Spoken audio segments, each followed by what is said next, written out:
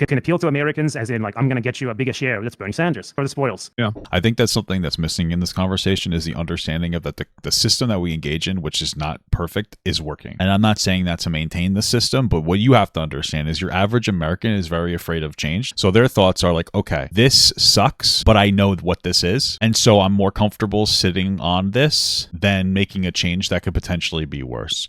And that's something fundamentally that I think a lot of average American workers have learned just through working a regular job, right? Have you ever worked with like a real piece of dog shit at your job and then they get fired or they quit and you're like, thank God that guy's gone, and then you get somebody worse?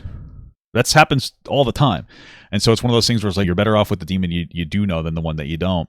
And so that's kind of how Americans feel. The average American feels about some kind of drastic change in America. So when you sit here and you try to sell people a big thing, like, yes, they're going to say, oh, it's socialism, it's bad.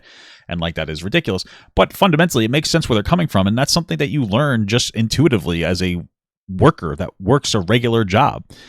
That you work a regular job, you understand this intuitively, where I think a lot of people who stream online have been streaming since they were young and never worked like a meaningful job or career, they just will be like, I don't understand this. What's this perspective?